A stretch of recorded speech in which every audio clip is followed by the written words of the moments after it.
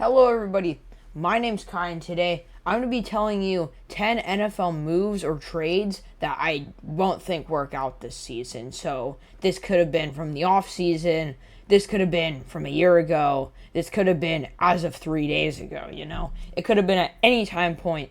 So let's get into it. Oh my goodness! Daylight hurdles to the end zone! That may be the greatest catch I've ever seen. It is. Oh, he caught it off the ricochet. Penalty. Is he in?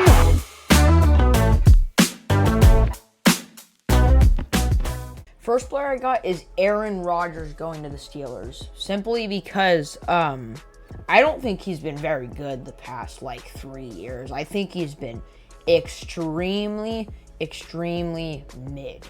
We've seen the stats. It's really the same story with the Jets and the Steelers, in my opinion. Aaron Rodgers goes there to hopefully change what's been going on with the Jets, right? With the Steelers, trying to get over that hump of 10-7, try and win a Super Bowl, go to the AFC Championship. I believe it's the same situation. The Jets had Javonte Adams, Steelers got DK Metcalf. This is going to be the new duo. No, it's not. Aaron Rodgers is not a good quarterback. Seriously, he's getting old. He needs to retire. And I overall just think Aaron Rodgers is not very good. I'm going to be honest. The reason why I said they'll go 10-7 in my record predictions because Mike Tomlin always gets 10-7, and I don't think it's going to be because of Aaron Rodgers. I think it's going to be because of that new and improved defense. And I also think Will Howard's going to start at some point, so I think that'll play a part. But anyways, I don't think this Aaron Rodgers move is going to work out, and a lot of people are going to see why. Next, we got Darren Waller going to the Dolphins. Yeah, it's not going to work out in their favor. Not at all. Because Darren Waller, let's be honest, when he went to the Giants, he sucked. We all know he sucked. And then he retired, became a rapper or country music singer. I'm not even sure which one, but yeah, Darren Waller is going to stink. Next, we got Javonte Williams going to the Cowboys. So you lose Javonte Turpin, and your best replacement is Javonte Williams. Are you kidding me, Cowboys? Jerry Jones, I know you're 90 years old, but even you can make a better decision than this. What were you thinking here, man?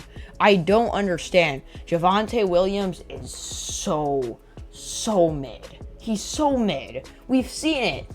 Dude is he's not productive. He really isn't. We saw it on the Broncos, and you guys need a running back, and that was what you went with. What? Next, we got Gino Smith, and now... Yes, Jonnu Smith. You guys are going to think I'm crazy. I don't think it won't work out at all, but I think it won't work out in Jonnu Smith's favor. Simply because Pratt Freiermuth is already there. I don't think Jonnu Smith, it's going to work out for him because he's not going to get as much reps. He's not going to get as much catches. He's not going to have as much of a legendary season like he did in Miami. I think overall this is hurting Jonnu Smith by him going to the Steelers with already such a good tight end there in Pat Freiermuth. I just think it's kind of killing Jonnu Smith. And overall, the Steelers kind of just got him for free because, once again, the Dolphins are stupid. But anyways, yeah, Jonnu Smith, it's kind of hurting him a little bit, and I don't think it's really going to work out for Jonnu Smith specifically.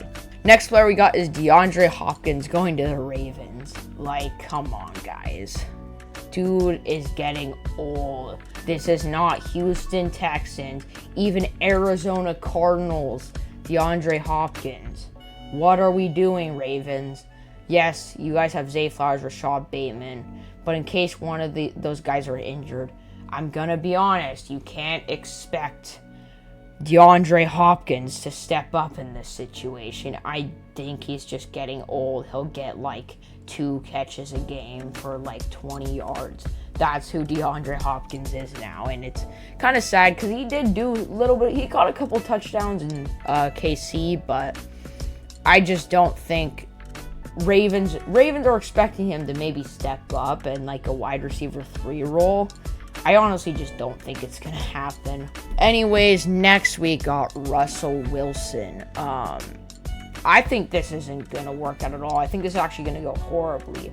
Russell Wilson is extremely average. He's not bad, but he's extremely average.